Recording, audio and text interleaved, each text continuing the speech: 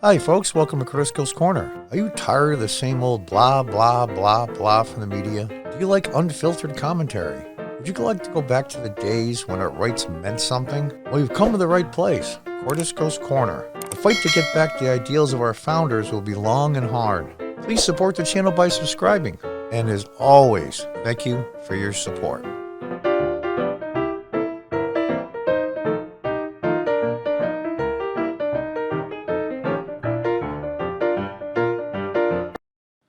Hi, folks. Welcome back to Crisco's Corner.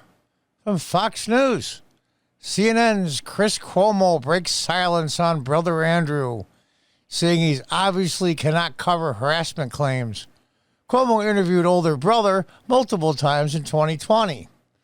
Why are the Democrats turning on Governor Cuomo? One simple reason. The election's over. They used him as an attack dog in a very populous and very liberal state where media is huge, New York City, of course, and its influence just in the region, in the Northeast. And you have a fairly popular governor, I don't know why, but fairly popular governor, and he could blame Trump for everything. As the deaths piled up, it was Trump's fault, Trump's fault, Trump's fault. And now we know better. We know why a lot of those people die in the nursing homes. And we can debate back and forth on whether he's responsible or not. But I know this for a fact. The Javits Center, which ironically enough was supposed to be Hillary Clinton's victory speech back in 2016, was set up as a hospital. Big one. By the military, top-notch equipment.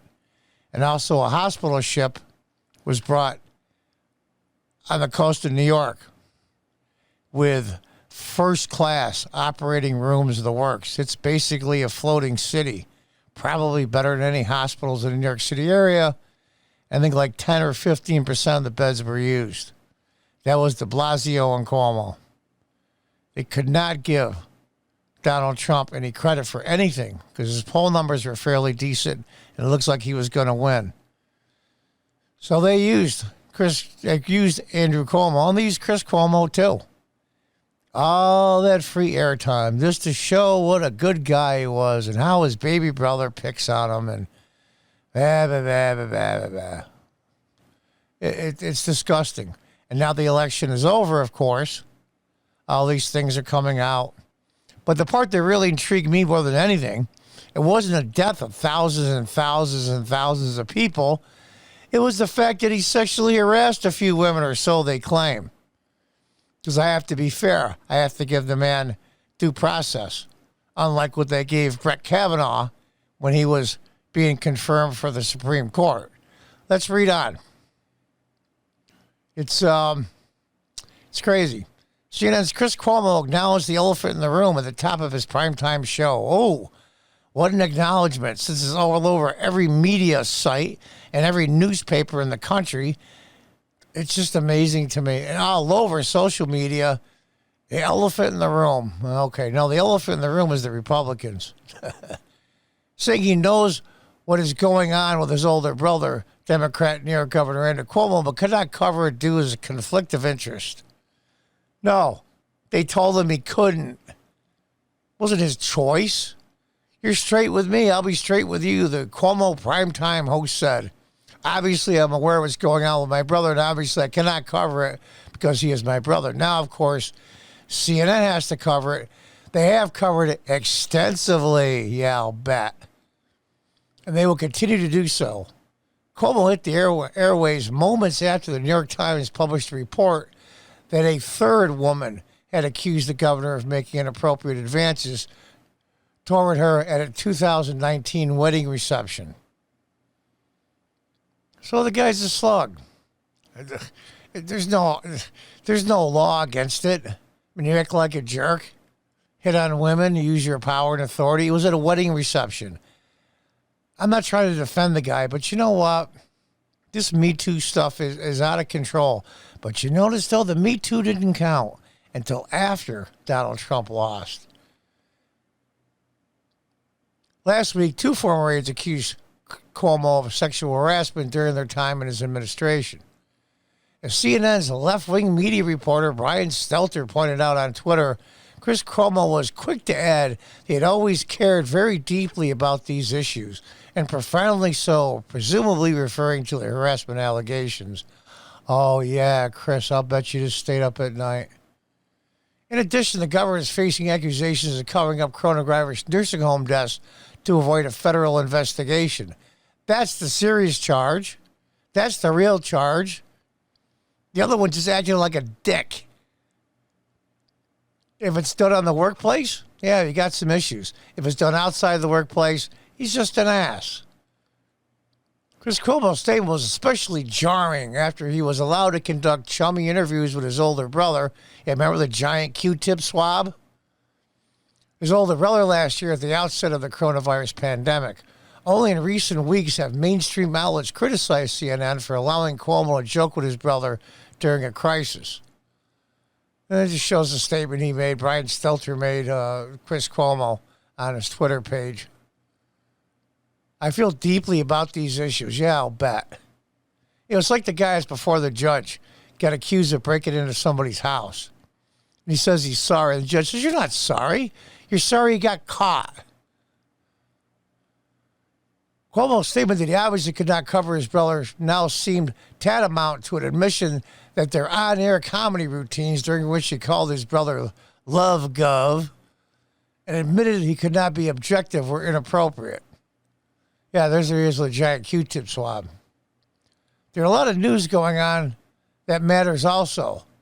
So let's get after that, Chris Cuomo said to conclude his statement before turning to former Donald Trump's speech at the Conservative Political Action Conference, also known as CPAC.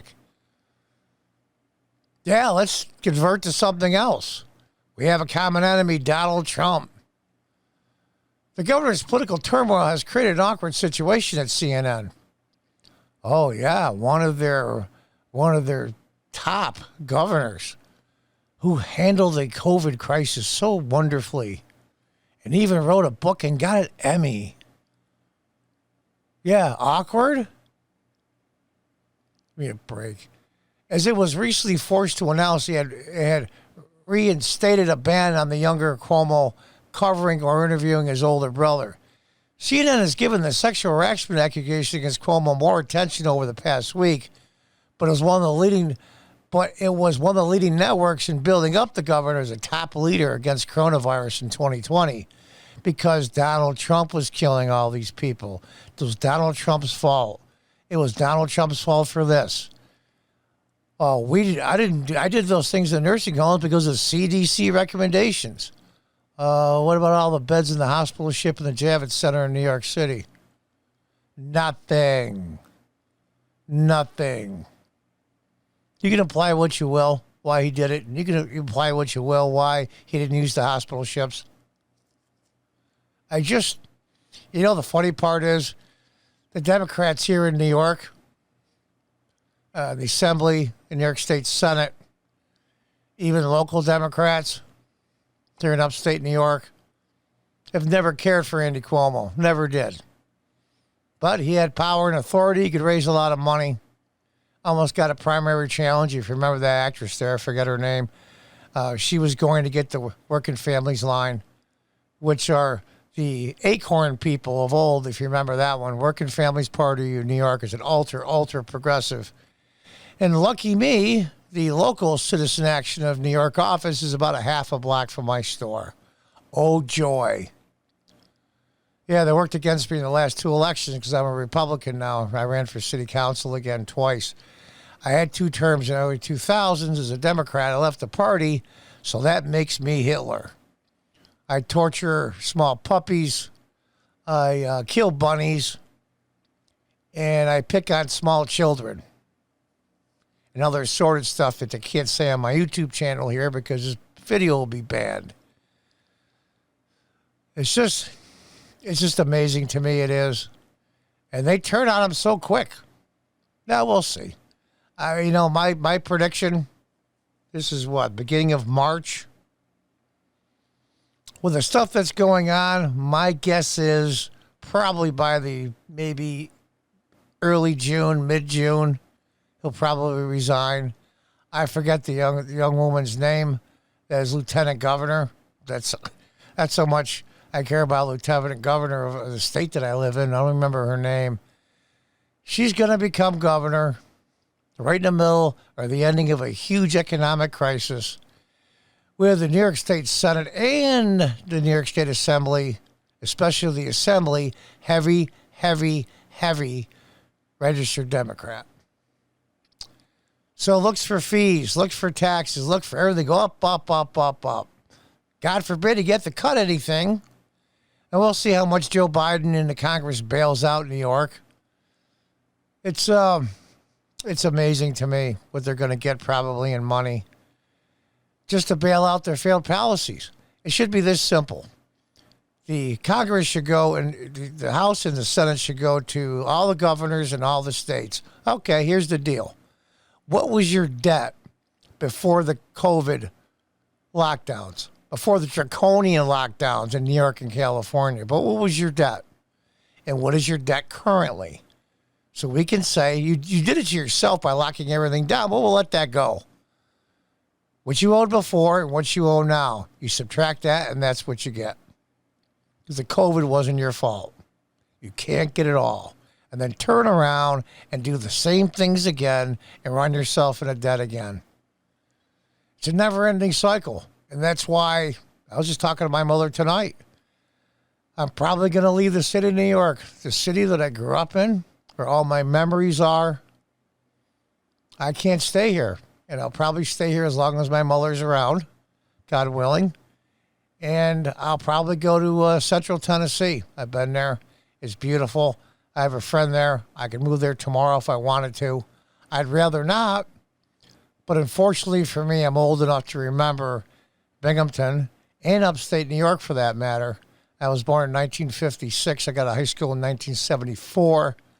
And I've watched it when it was booming. And I watched it slowly die.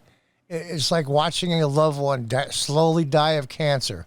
It's heartbreaking, and it's horrible to watch. And that's what's happened to Binghamton, and that's what's happened to a lot of cities in upstate New York.